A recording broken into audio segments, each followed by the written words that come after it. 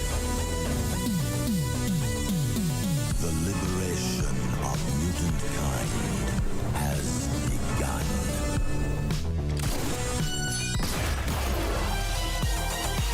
Welcome to the future. Voice is clown. Not clown. Joker. Avengers! Assemble.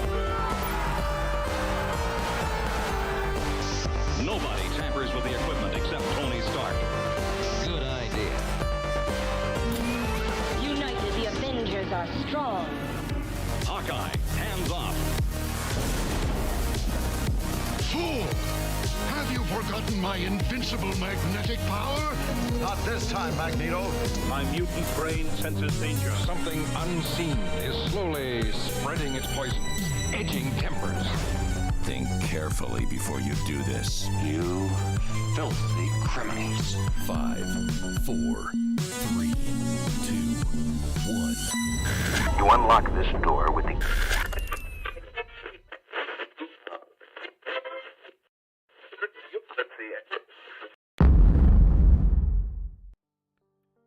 What up, YouTube, and welcome to episode 167 of Two Fat Guys Pull Us, and we made it.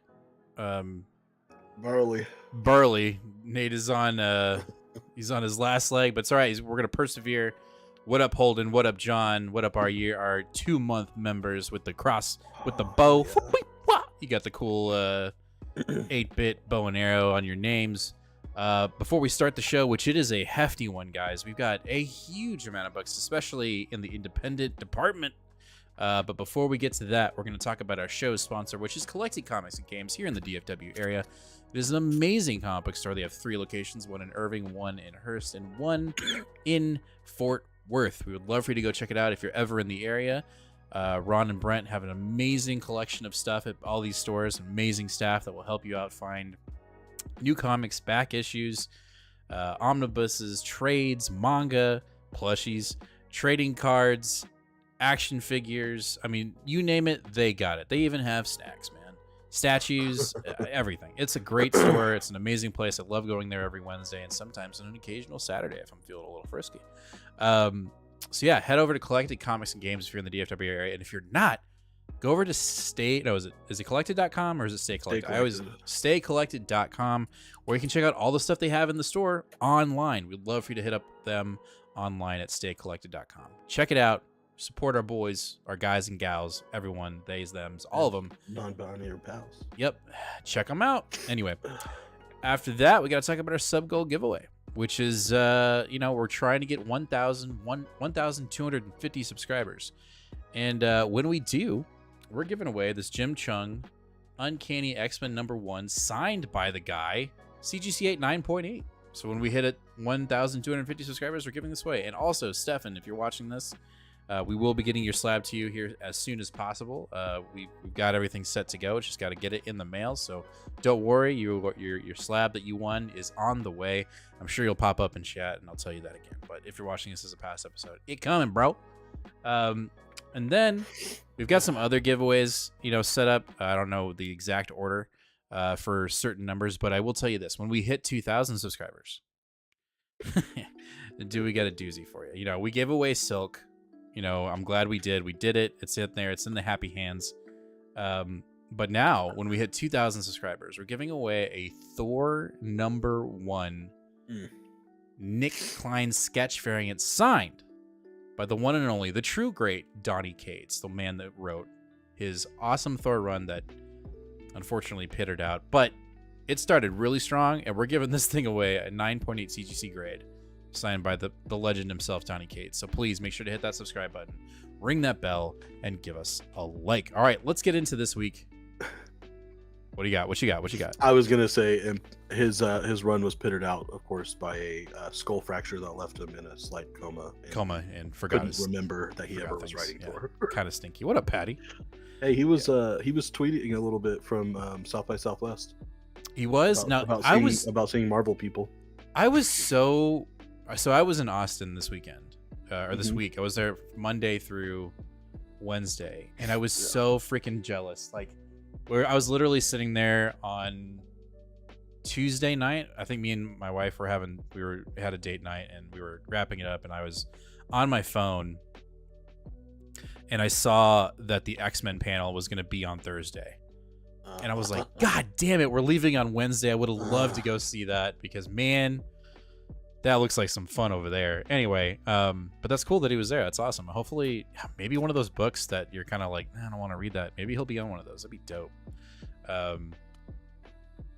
Storm? Donny Cates writing Storm? No. Actually, no. I only trust Al Ewing. He's the only white man. Oh, you wouldn't give it? You wouldn't even give it a shot if it was Donny Cates? I mean, I'd give it a shot, but I just am saying no. Okay. All right. What up, Last? I've risen to rant. Yeah, don't worry. I'm pretty sure I'm right there with you.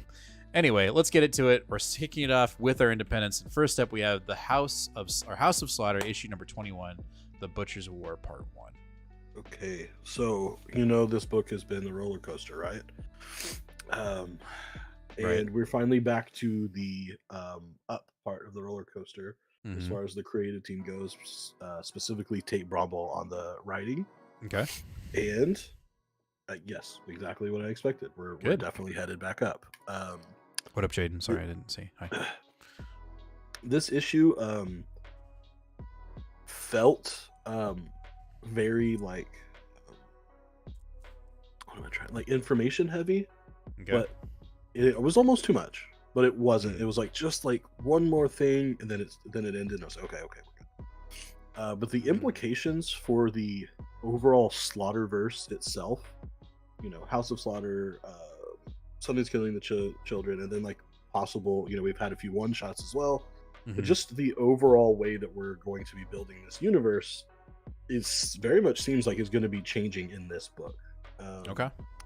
The old dragon, the leader of the House of Slaughter, has gone down south for the first time in 30 years to the Butcher House, or it's not the Butcher House anymore. That's what they killed. But whatever the South House is, and they've like there's like 5 dragons like all meeting together to talk about the 2 problems of the Slaughter family. Jace, who has started this orphanage for kids that the houses are trying to essentially kidnap, and then of course Erica, who's the rogue agent. And so yeah, I mean, implications not just for the characters that we've been using in House of Slaughter, but also with Erica, which good. I like that. I like that this book is being used for something more than just awkward experimental stories like John's was doing. Those didn't really work. Right on. John coming in with the super chat. Hey y'all, Transformers, Avengers, Twilight, and Helen of Windhorn were my top 3 this week. I think you're going to be surprised. Yeah. You'll be happy. We appreciate you. Thank you for the super chat, sir. All right, next up from Boom, we've got Zawa, issue number 5, or Zawa. Yes, there you go. I actually don't know. It could be either one. I think Zawa. I should actually ask Michael because he commented on my review of this on Comic Geeks. Oh, no shit. Yeah, I actually was like, I mean, I wasn't mean at all, but I said, like, I absolutely love this series. The only thing is I wish there had been one more issue. Like, there's enough room for one more issue.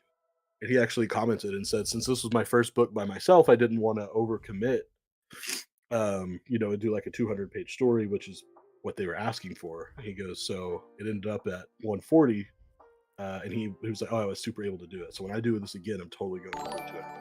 Hell yeah. And I was like, hell yeah, man. Like, thanks for, that wasn't a critique. That was just like, hey, I loved it so much. I wish there was one issue. That just goes to show you, make sure you're polite, even in your critiques online. Yep. People are seeing that shit, including the creators. But no, I loved this book so much. We literally see the climax of the mountain erupting with all the Zawas that are angry. Each one is filled with the rage of that big Zawa that's been stuck in inside the mountain. And of course, like, the whole island is evacuating. People are running, thinking they're going to die. And then our family that we've been following, it's like, no, just feed them, and they're going to turn into the good ones. And so they start feeding these angry Zawas, and then they turn into the consciousness of our friendly. And they start spreading hope and trees and beautiful things. And so as the humans are still fleeing the island, because they clearly are realizing that they're the parasite of the island and they aren't supposed to be there anymore, Zawa actually helps them get off the island from the bad Zawas. And then she eventually defeats the big angry Zawa. Nice. I will say that like the little bit of environmentalism story that was in the background here wasn't as evident as I was expecting in a climax in the final issue. But it was still everything else it's done is done very well. It was very cute. It was very family oriented. It was very hope. And the one thing that I loved the most about this issue was our main character was talking about the island, and you don't know who he's talking to for like 3 pages, and then it turns to a double page spread of the island in just the most gorgeous condition you've ever seen it.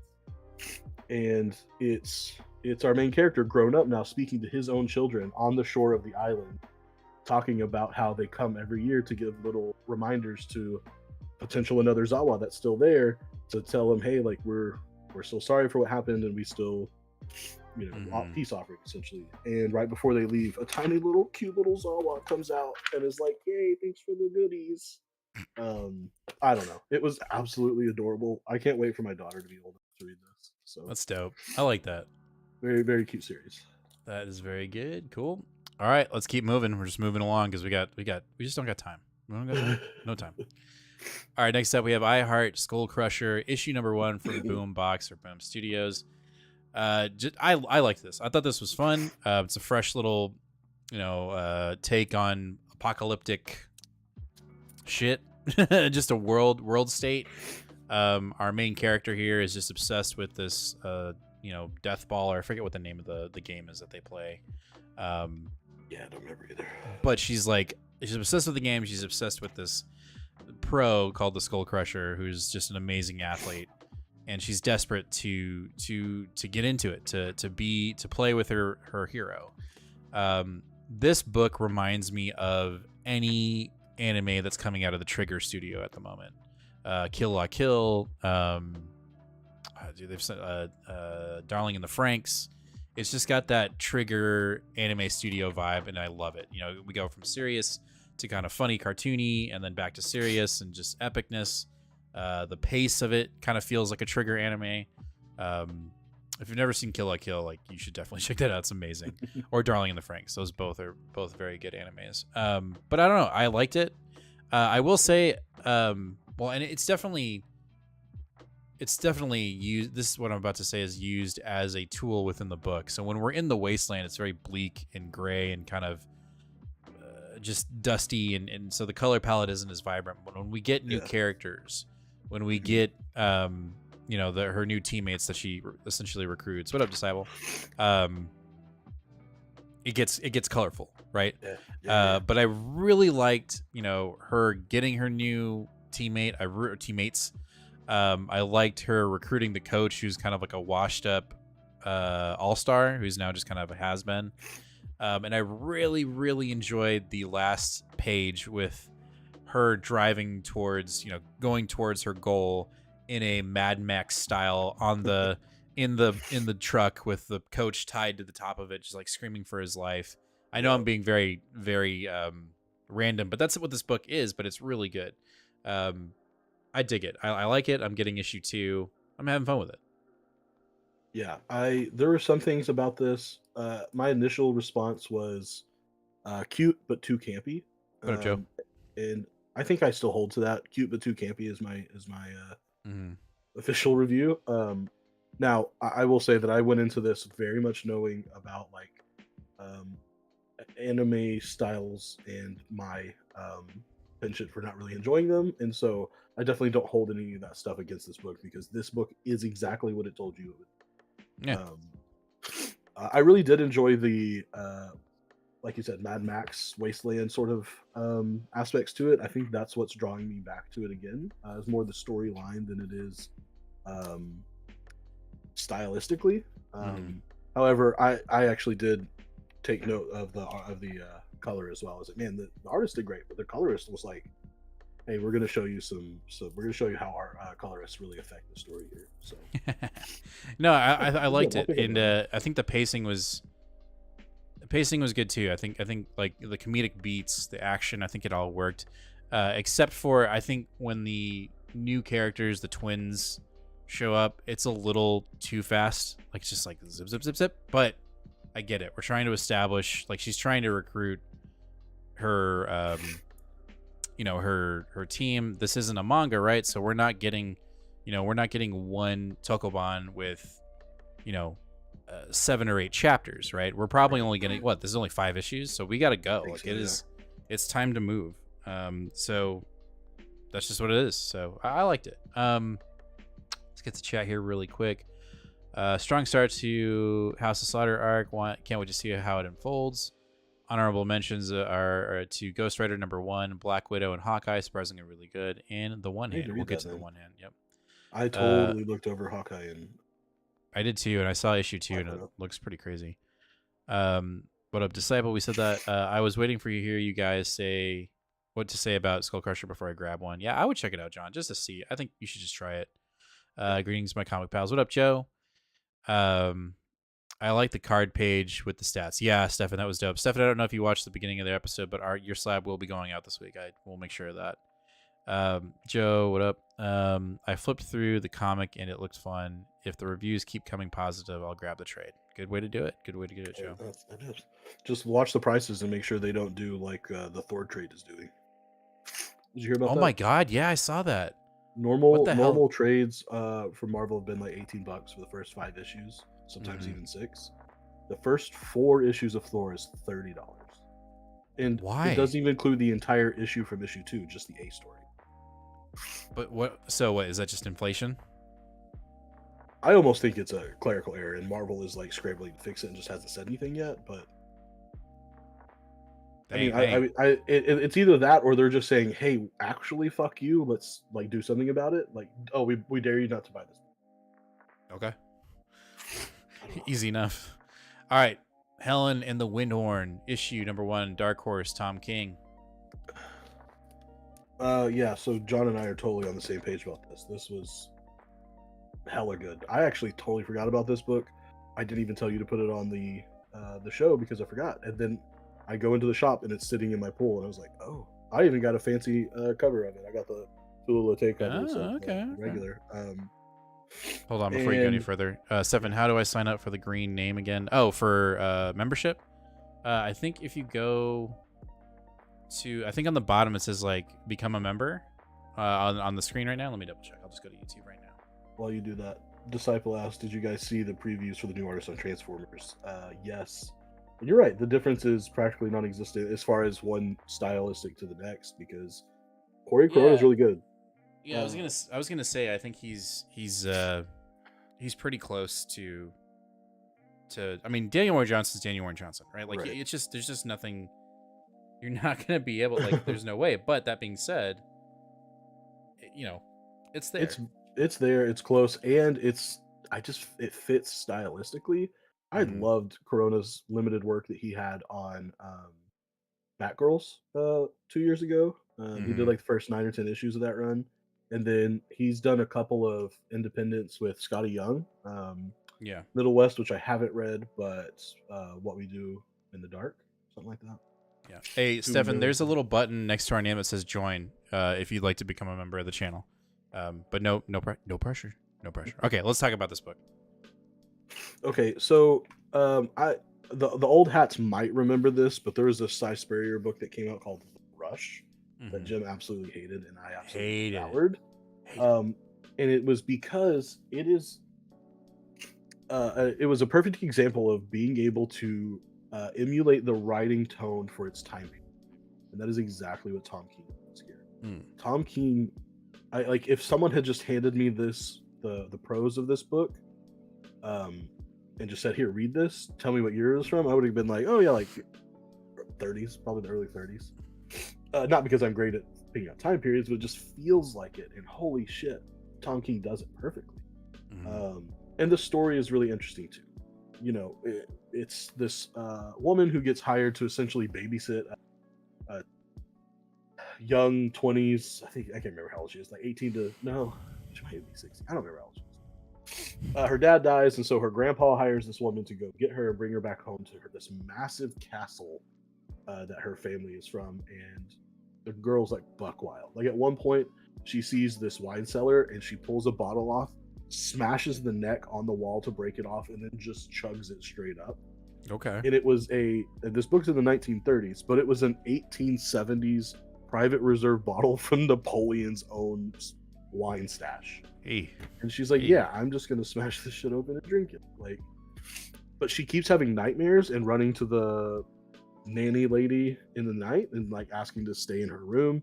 And the lady's like, oh yeah, you're drinking too much and scaring yourself. And then at the end of the book, they can't find her and they hear her screaming outside. They run out and there's an actual fucking werewolf monster out there. And right as it's about to kill the two women, some guy comes out and cuts its fucking head off. And it's Grandpa. And he is some kind of insanely badass warrior man. What the fuck? I don't know. The story is wild. It's pretty wild, but the tone and the language and the voice is so good. It took me 40 minutes to read this issue. You hate it so much.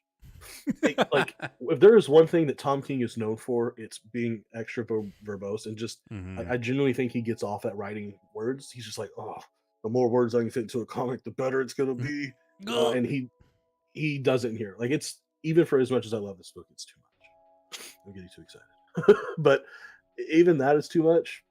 But I don't care. I would rather have it than not have it. It was a lot of fun. This is the same creative team for Supergirl. This is the same artist from that Supergirl run that's been so lauded. So they have a chemistry that clearly works very well because she somehow finds a way to like make the art amazing and get the fuck out of the way of his insane text that just has to take up every panel. Yeah, I don't know. Great. So, but it's not your pick of the week, right? It is not. It was close. It was close, but it's not the pick of the week. All right, let's get into 5 stars. Okay. All right. Let's see here. Let's get into chat really quick. Right below Disciple. Heck, She-Hulk is 18 for 4 issues, read 5 minutes a piece. It's like, hey, just wanted me to buy Marvel Unlimited. I'm sure that's what they want you to do. Because they're trying to. I honestly believe, like, I mean, I don't know. What do you think, Nate? Do you think the physical media is about to die within the next couple of years? We're not jumping into that train, right? We've been saying that since we started this, or we haven't, but people have been saying that since we started this show. We were told by people when we were doing this on Twitch that we needed to get ready to get rid of physical media. Yeah. So, no. We're told Midstream question from last. X-Men is rebooting in July with 3 titles and an additional 4 to 5 more titles. Do you think this is how you set the tone for a reboot, or less titles work better? I think less titles work better. Less titles work better. As soon as I saw the 9, I said, I actually don't think I'm going to do any of this. And I'm still not sure. I don't care that Jed McKay and Ryan Stegman are on it. I don't care that it's Gail Simone. I don't care that it's a Storm book. I don't care. I don't know that I don't too much.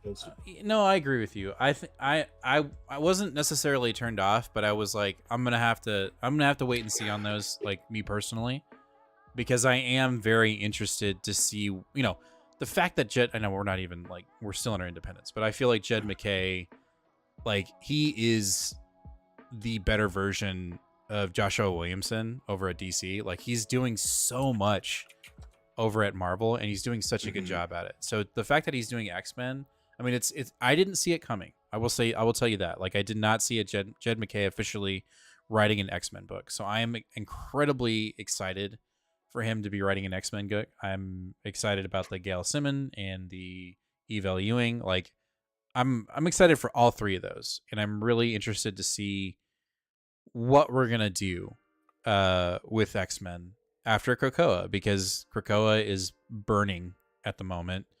And we'll get into it, right? We'll get into it, but it's very evident, and everyone's saying this, and I'm right there with it. Even though, again, we're doing the parallels, it definitely feels like we're going in a 90s vibe. I'm a child of the 90s. I was born in 87, and so, like, I grew up watching X-Men. I grew up having the X-Men toys. So if we're gonna do like a 90s style X-Men in today's me reading it, I'm all for it. I'm ready to check it out, because there was a lot of drama in the 90s with X-Men, and so I'm here for it. But we'll get to it. This book is fantastic. I can't wait to see where it goes. John says, loved it when the old lady pulled out a cigarette at the end.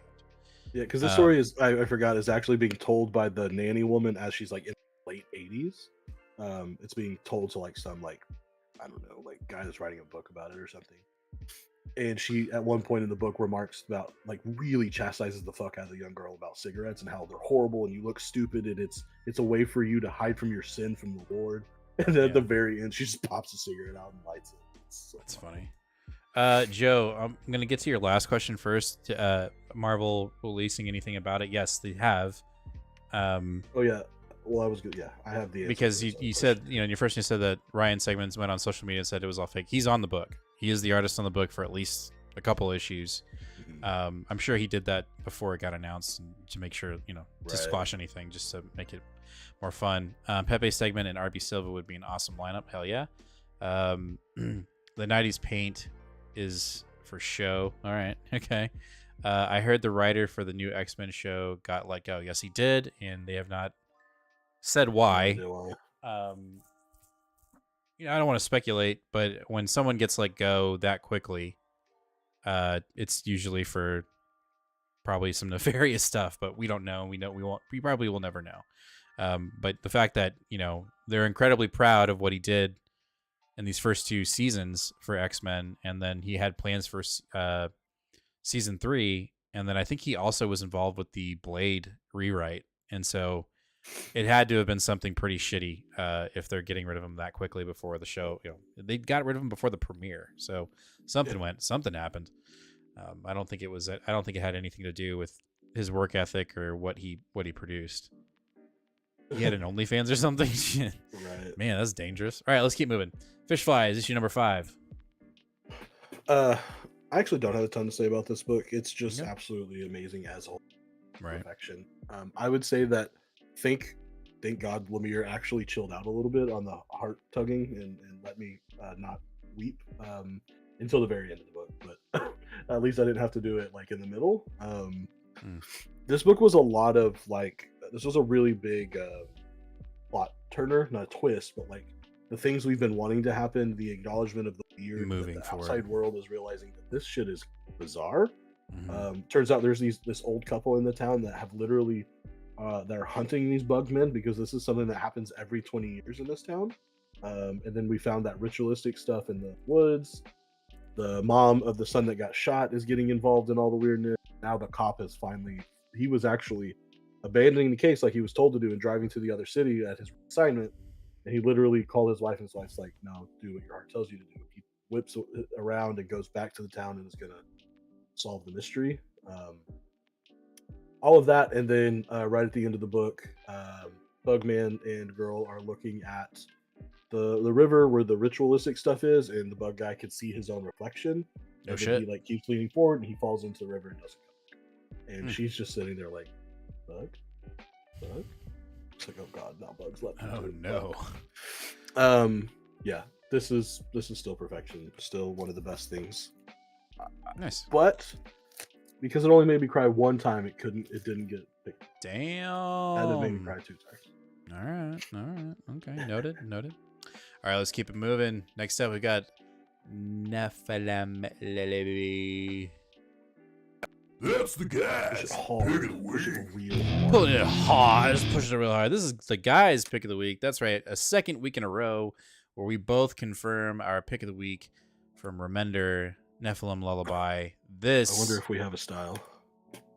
It does, but not always. But this was just a great book, and so we had our pre-show notes before we started the show, and I was letting Nate know that there's a type of book out there where you read it and you're utterly confused, and there's 2 ways of going about it. There's a fork in the road when it comes to that feeling when you're reading a book. One way is that you're utterly confused because the book just doesn't write well. It's not written well. The transitions, the whole thing itself, the entire book in a nutshell is just not done well. And so when you read it, you don't know if you're meant to not understand what's happening or if because the way it was written and the way it transitions, it just doesn't commute. It doesn't present itself as a good comic. The other road that's in the fork in the road, the other road, the split, is this book is confusing, but the author is giving you enough that you understand that you're not supposed to understand what's going on right now. And that's this book. You're not, you're given breadcrumbs intentionally. You're given plot points that are somewhat in reverse intentionally. The rug is pulled over your face multiple times. But the pacing of the book, the way the characters interact with one another, the dialogue within the book, the understanding where you are within the timeline of the book makes sense to where it feels like a genuine comic book that you should be confused about. I love that.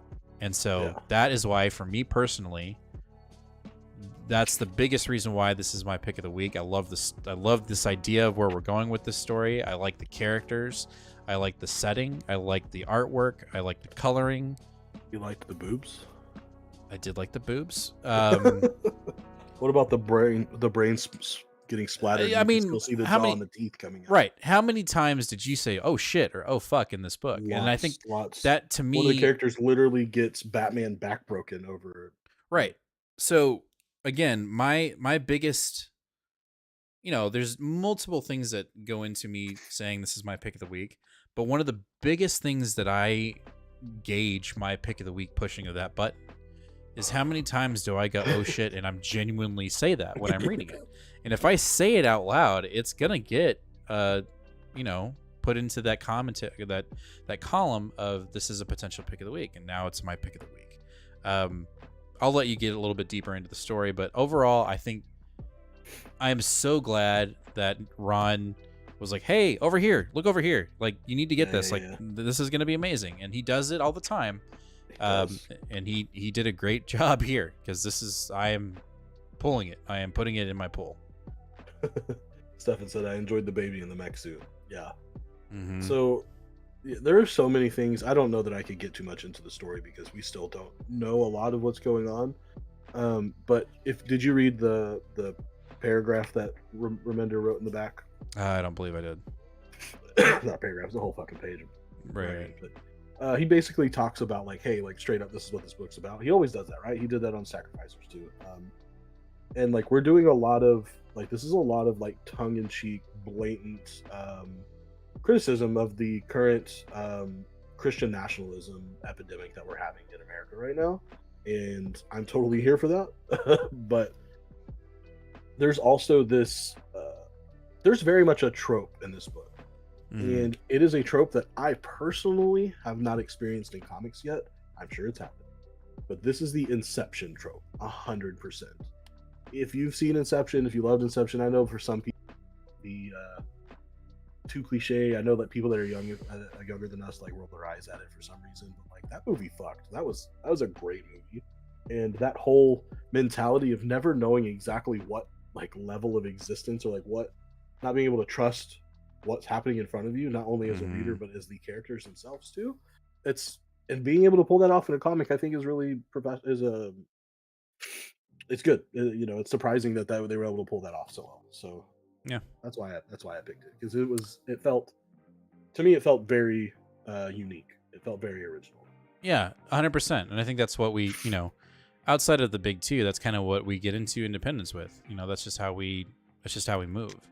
I really liked just all of the dialogue about getting off and the guy on the mask, like his just. Oh yeah, there's like a 3-page running joke about getting off and dicks and stuff, and I was sorry, I am from the super bad era. This shit's funny to me. So, right. Like, hey, if you sit on your hand and it gets numb, like, and I was like, it's like someone else. Yeah, it was so good. There was just too many good combos of oh shit moments, what the fuck is going on, hilarious jokes, and good art. But not because you didn't know what was going on, but that's what was being presented to you. Not that it wasn't. You should understand what's going on and shit. I came out not knowing what was going on. Like, how many times has that happened in the books that we've read? Plenty of times, and that just wasn't the case here. So loved it. Disciple, gonna be honest, something about the Sacrifices pulled me in more than this. I still really like this, but the narrative is not nearly as straightforward to me. I hope to see it expounded upon. Joe, damn, it doesn't sound like like my book, I'm all for the challenge, but when I read 80 books a month plus trades, I don't think I can juggle a masterpiece. I totally get that. We'll be here for you.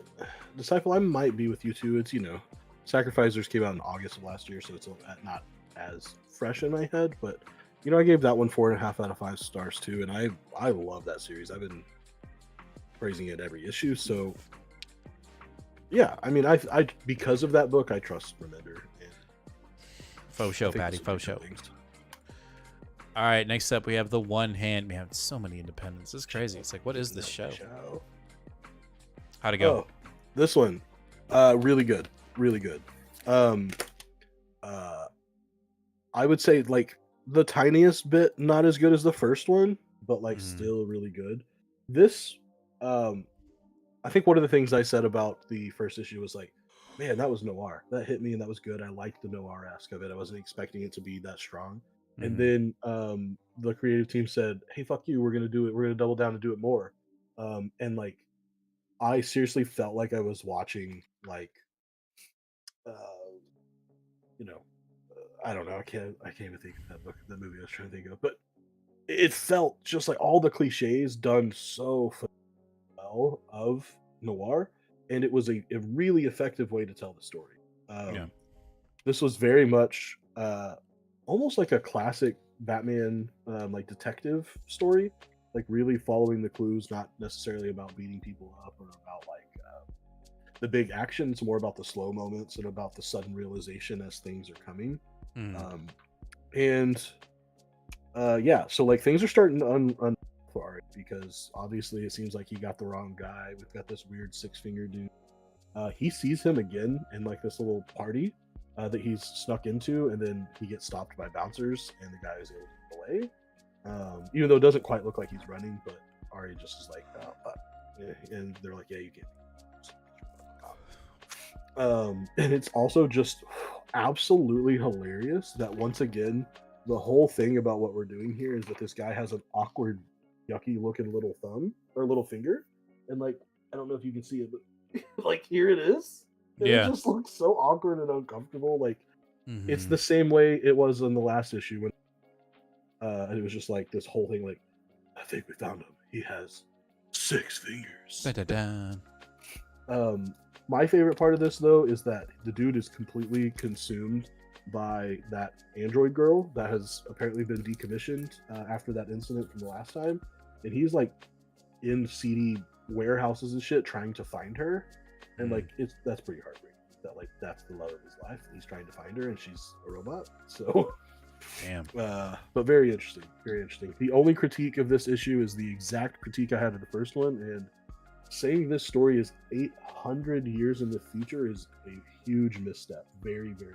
This feels like it's at most 30 years in the future. At 800? You think people are going to be driving cars and have grass lawns and smoking cigarettes in 800 years? Come on. No. I mean, he's the guy, dude. Like, he's going to do what he's got to do. Very stupid. All right, next up. John said, I like this book a lot. I'm not sure if I want him to find the killer or the more. Yeah. All right, next up we have from Skybound/Image Transformers issue number 6, the final drawn issue from Daniel Warren Johnson. God damn it. Fucking awesome. Amazing. And also Daniel definitely pulled a page out of the original movie and led the reader astray and basically said, hey, Optimus is going to die again. And I was just getting flashbacks to when I was a kid and watching that movie and being so upset when he died. And it was teased that we were going to lose a character, but it was not the character we thought it was. Overall, yeah, this cover's amazing. But it was a great issue. Again, Daniel is just so damn good. He just knows what he's doing. You know what I mean? Like he's pushing all the right buttons. He's mixing in, his amazing artwork, his love for wrestling, which again, I'm not like, I'm not a big wrestling fan anymore. I was when I was in middle school, But it was very evident in this book when we saw, Optimus fighting Devastator, and he was doing fucking leg bombs and just suplexes and stunners. It was amazing. But I didn't see the sacrifice coming in this book. It looked like it was going to be Optimus again. And, the humans pull through and kind of show the Autobots even more reason why they should defend the Earth. Wrong daddy. Yeah, man. Bye, daddy. Dude, literally, Spike's dad, who Spike is in the hospital because he got fucking jacked up, is sitting next to Optimus because he got his ass handed to him by a Devastator. And he does the only thing that I guess feels right to him, which is when Optimus takes the Matrix out of his chest to give it to somebody else, it falls. And the dude's like, nah, fam. And he literally walks into the Matrix, basically reviving, giving himself, sacrificing himself to revive Optimus. And we got our boy back. And he just goes fucking ham. And, I just love this. This feels like, and I have not read any of the other prior, thank you, Stefan, for the super chat. We appreciate it. Oh, shit. I've never read any of the IDW Transformer stuff, so I'm sure it was close to the source material. But I know that they were kind of doing their own thing and kind of setting up their own canon, which, not that we're not doing that here, we are. But this just feels like the original, 80s, 90s Transformers. And it just feels so genuine and fun for me. And I know that your sentiment is probably much different because you didn't grow up watching the Transformers. You don't know these characters. So, it is what it is. But I know that you're enjoying it, which makes me incredibly happy. This was the best issue yet. It was so good. I mean, so good. And I'm really excited to see where we go next because Daniel's still writing it. So there's still going to be this influx of just continuing this 90s vibe, this original Transformers vibe. And I like y'all were saying, it doesn't sound like, it doesn't sound like we're going to be really that too interrupted art style wise. And I'm happy about that because I think this story has huge legs on it. Yeah, I think John summed up my feelings really well. He said Transformers is fantastic and consistently emotional. How is a Transformers comic? How is it that a Transformers comic can hit me in the feels every issue? It's ridiculous. Right. Patty says I'm going to make my own AI with blackjack and hookers. There you go. Yeah, I mean, also the action in this was fucking amazing. There were a couple of scenes previously where in previous issues where I was like, I'm 100% sure what's going on here. And in this issue, I had no problems with that. Mm-hmm. And I loved how the super dramatic thing that Optimus did to the Constructor was rip his finger off, and it was still fucking epic. Yeah. All he did was rip his finger off, but the guy was like, fuck my finger. Yeah. No, and I liked him giving a gesture of peace towards Soundwave. Mm-hmm. And you could see Soundwave being because Soundwave is not as villainous as you would say Starscream or even Megatron, but he's loyal to the Decepticons. And so to see him even though you can't really read much emotion on his face, that pause that Daniel did with him for a split second, he thought about it, right? Because they've been waging this war forever. And so I'm sure it's been weighing on him too, but he's still calculated. He's still very loyal to the Decepticons. And so when he, tries to pull a fast one and Optimus is like, I'm no fucking fool, yo. I loved that. I thought that was so cool. But of course I'm pulling for Starscream is my favorite Decepticon, or not Starscream. Soundwave is my favorite fucking Decepticon. He is the coolest. Even though you got Devastator and all, because let's be real. When I was a kid, I was always like, why the fuck are the Decepticons so much cooler in design? I like cars, don't get me wrong.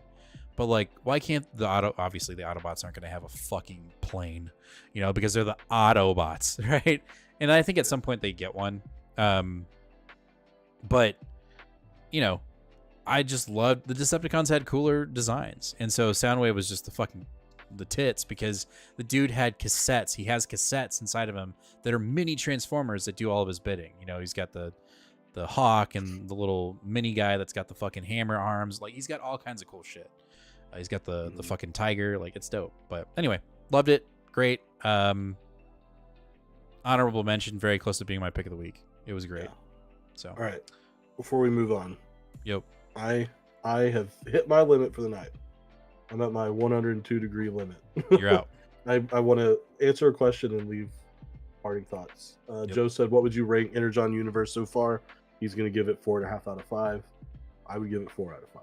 Just because the overall G.I. Joe stuff isn't quite hitting me as hard as the other stuff, but still a very solid 4.5 or 4 out of 5. And you have a considerable amount more Marvel books than I do, but I'll hit you with my two. My two were Ultimate Panther and Thor. Mm-hmm. Panther was good. Thor was great. And then I had two DCs, Batman and Robin and Green Lantern. Batman and Robin was good. Green Lantern was great.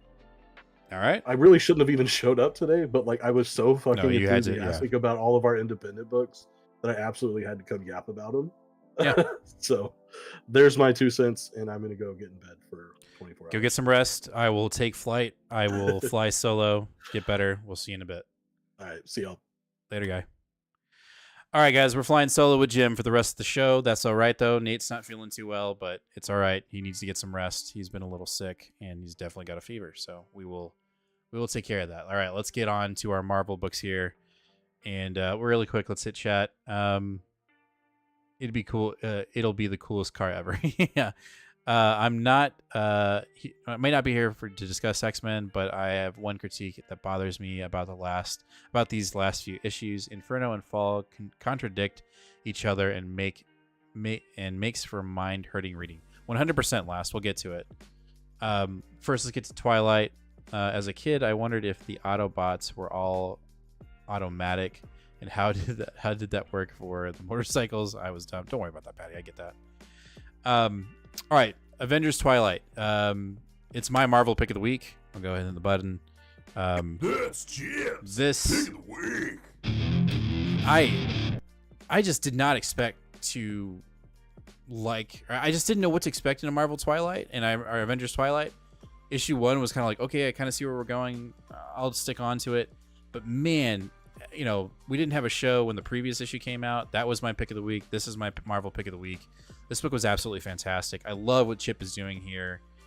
I love the twists and turns.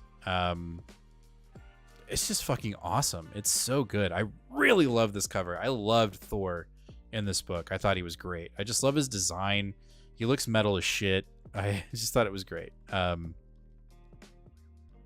liked it. Love Twilight. Hate the contrast use of fascist and modern day buzzwords. It is what it is. But I get that. I understand what you're saying there. But overall, I liked it. I like the book. I like where we're going with it. I like the usage of characters and kind of seeing where they're at now. Starting to get a little bit of insight on H-Day, which I think is great. Writing and art are with the story is epic, Joe says. It's a good book. I loved it. I can't wait to read more. I'm glad Chip is doing this. I know that he's writing Batman right now, but I'm glad that he's been given an opportunity to write an Avengers book. Twilight might be a historic arc run if it sticks to landing. I think I've got faith. I mean, it's Chip, man. He doesn't let us down. He has not let me down yet. I will say that. Really quick, Avengers Twilight seems refreshing. I don't know why I haven't even read a lot of it. Just skipped through some and looks alone seemed just a 10 out of 10. It's good, man. I'd check it out, Patty. I'd definitely check it out. All right, Dead X-Men issue number 3. We're still, we're kind of have a new mission, right? We figured out where the intersection with Moira is, and Xavier got what he needed to basically portray all of Krakoa. But now we're dealing with our team now, trying to take on this rogue Moira that is just a fucking badass. Last, if you're still here, I'd love to know your thoughts if you're reading this. But man, I really like this book. I think it's a lot of fun. I think it's unfortunate that this group has no fucking clue what Xavier's about to do, which is basically wipe them off the map. They're never gonna realize that Krakoa ever existed. If you put that aside, I really like this team and what they're doing. I like this narrative of trying to find this Moira who has a Mysterium axe, who is trying to basically make it where she always wins. It's brutal. And I like that we're jumping into storylines that we had during Hoxpox that we never really got to explore. Basically going through Moira's lives, you know, when she was with Apocalypse or when she was a spy. Like, we're getting little glimpses of that. It's like, you know, basically little Easter eggs for us. Hold on, man. My frame is all jacked. I don't like that. Hold on. Give me 1 second. Where's Just Jim? The window. Right? Is that it? Let's see. Will it expand if I move it? Yes, it will. Yeah. And then I'll just move it over here. It just bothers me, guys. I'm sorry.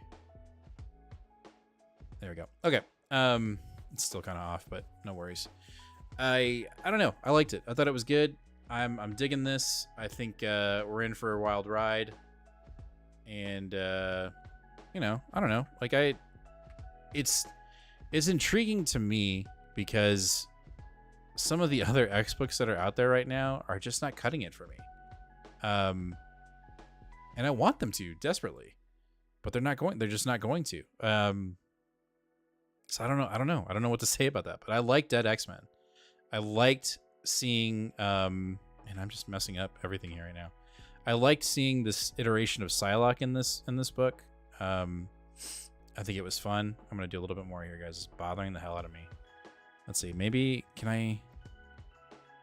Ugh. Would it be Alt? No, that would just make it disappear.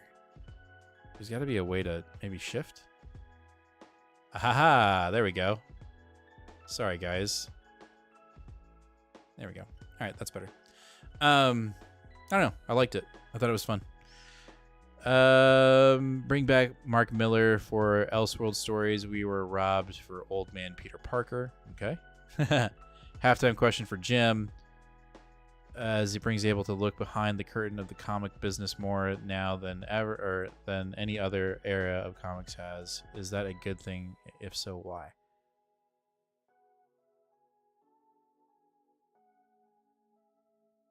I think it's a good thing. But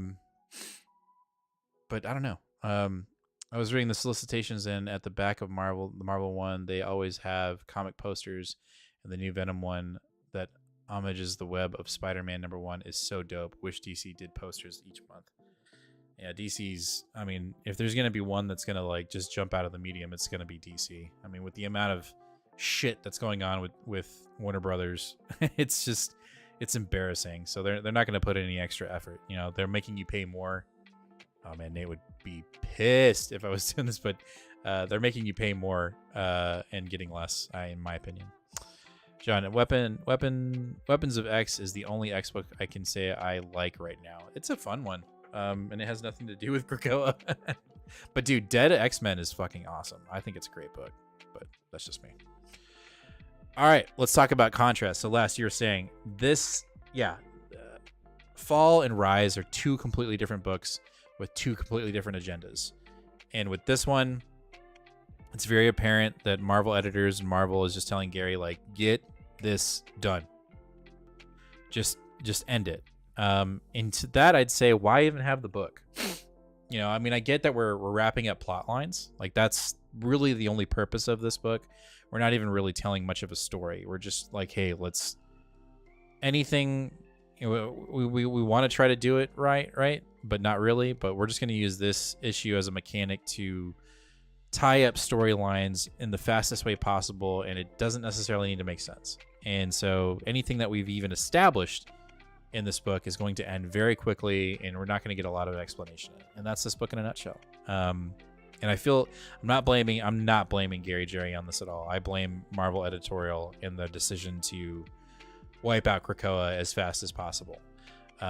Because if you read Rise, it feels thought out, and it's because I think Karen has been given time to explain what he's doing, whereas Gary Jerry's been told, like, you got to wrap this shit up. And also, like, Gillen is getting the X-Men Forever book, which is like an add-on to Rise. You know, we're going to be dealing with what's going on with Jean and the Phoenix. So, like, I don't know. I think the only positive thing I can say about this book is the cover. You know, which is it Pepe Larraz? I'm pretty sure it's Pepe. Like, it just, the book feels incredibly rushed, and yeah, it's Pepe. It just doesn't make any sense. And I'm sure that there will be some crumbs in here that will align with the ending of Krakoa, right? But it won't feel good, and it won't feel right. And it just stinks because we had something good, and I'm not going to go down that rabbit hole, but we had something good, and it's being completely destroyed. Last, I hate this book because it's inconsistent.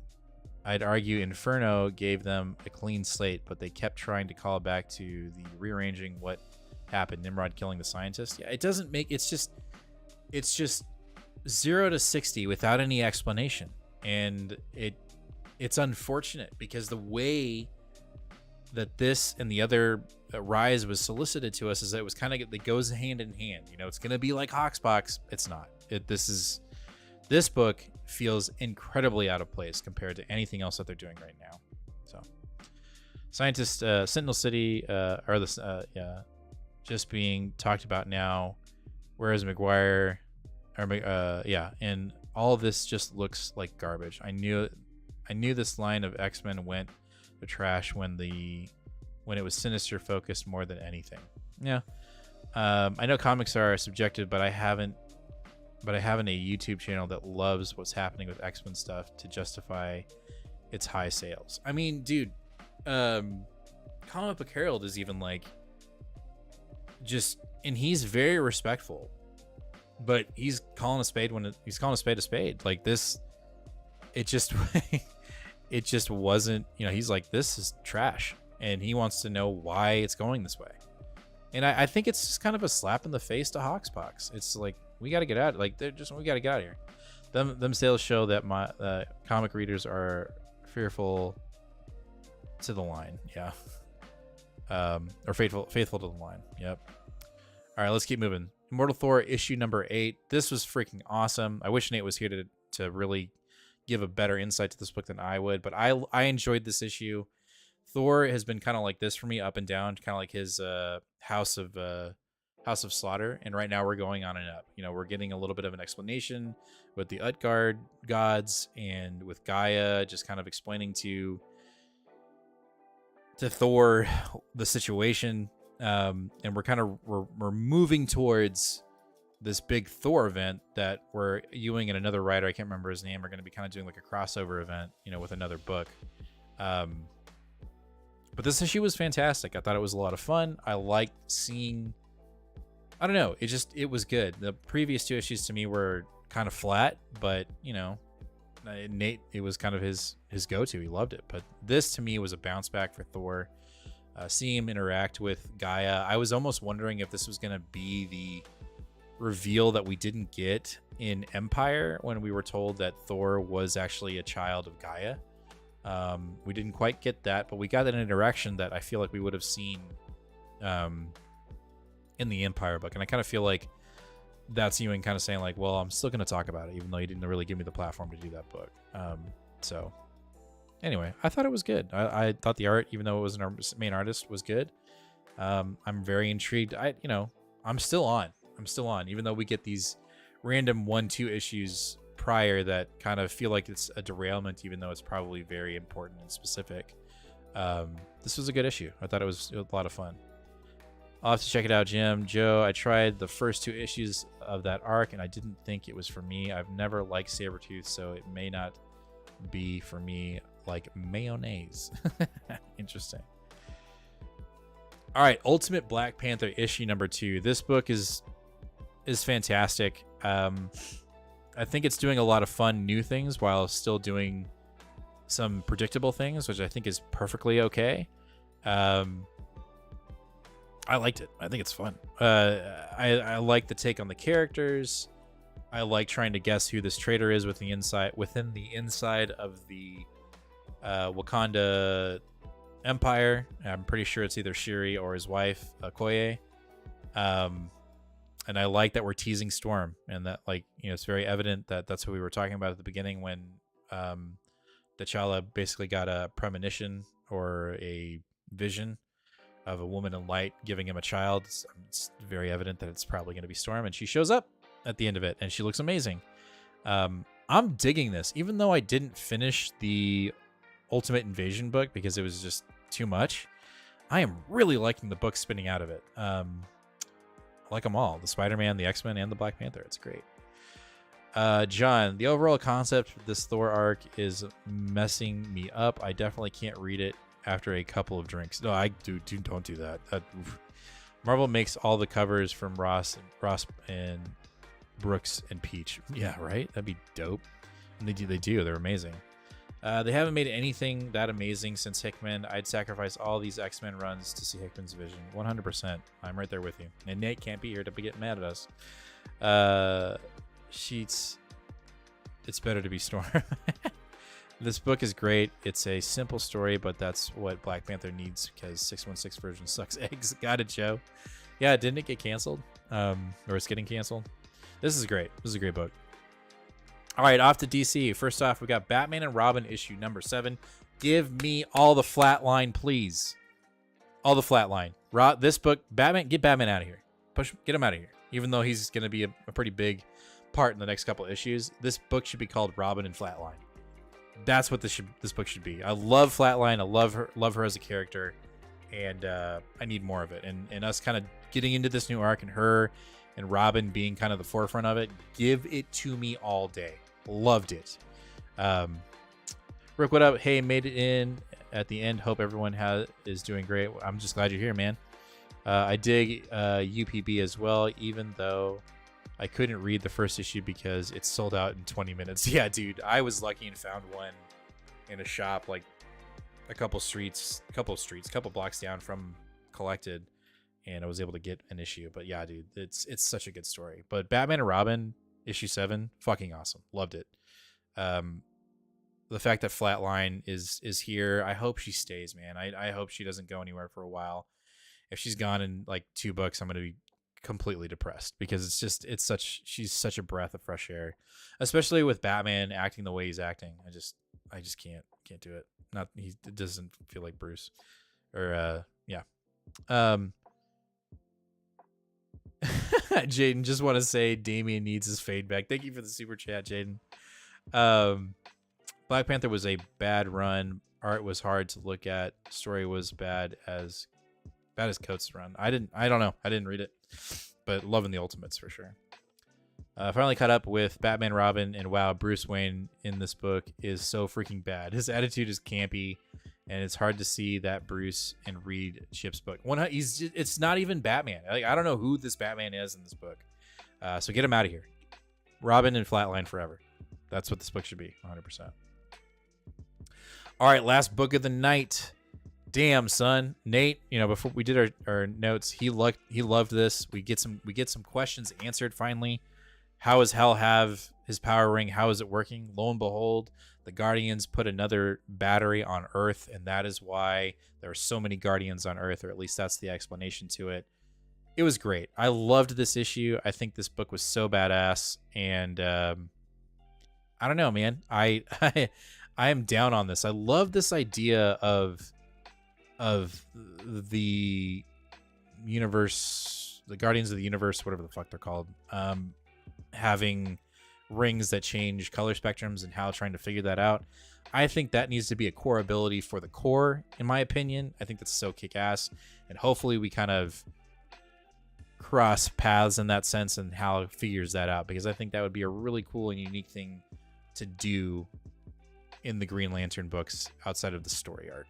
But this whole book was great. Him figuring out the ring, him being able to leave,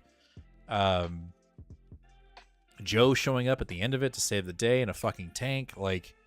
This was an awesome book. So I'm gonna go ahead and say it. If you're interested in Green Lantern and you haven't really thought about picking this book up yet, like you're hesitant on it, go ahead and do it. I think we're doing something big here. I think there's a potential for there to be something massive coming from this book. DC wise, I hope there is. I hope there's another big Lantern event in the DC universe, because I can't do zombies and fucking Beast Boy events anymore. I need a little bit more of a grounded, or Nightmare events. I need a little bit more of a grounded event from DC. So I'm hoping it involves the Lanterns, because I love what's going on in this book. It's so good. Joe, got to go early morning for me. Hope Nate gets better. He will, guy. Thank you, Joe. With that, we'll just go ahead and end it. I know that we're ending quickly, but my co-host is gone and my voice is already starting to hurt with just me talking. But yeah, that is the show for tonight, guys. I appreciate every single one of you, everyone that did a super chat. Jaden and John, thank you very much. Stefan, thank you very much for the super chats. As always, just as a reminder, if you'd like to support the show, you can do super chats, or you can go ahead and become a member of the show. We've got our faithful here who are members, and we appreciate every single one of you. So if you're ever thinking about supporting the show a little bit more, definitely hit that join button.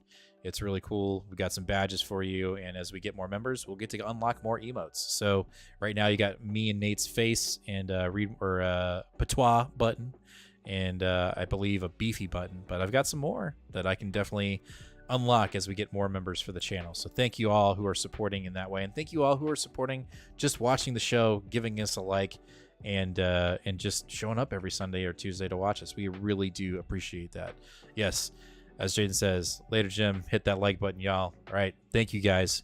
Catch you guys this Tuesday for New Comic Book Day, where we've got a pretty beefy haul once again. And there's some pretty exciting books. I'm stoked for it. But get ready, guys. No Evangelion convo. Yeah, right. We need to get back on that. Dude, I want to desperately do a manga show or an anime manga centric show. I think as we continue to grow the channel, we'll get there, because I want to have that conversation so bad. But we'll catch you guys this Tuesday for New Comic Book Day, and then again next Sunday, where we'll talk about all these books and more live. Thanks again, guys. Patty, great show as always. Hope everyone has a great week. For me to join, I had to sign in on the web version on my phone browser. Ooh, what? Crazy. Anyway, guys, we'll catch you guys in the next one. I'll let you know. Nate will be here for a New Comic Book Day. Don't worry. But we'll figure it out. Please, Jim, please. It'll happen, guys. It'll happen. I promise you, it'll happen. But we'll see you guys later. As always, fam, be kind to one another and read more comics. Later, guys. Thank you, John. Thank you, Jaden. Thank you, everyone. Thank you, Rick. We'll see you guys next week. So stoked.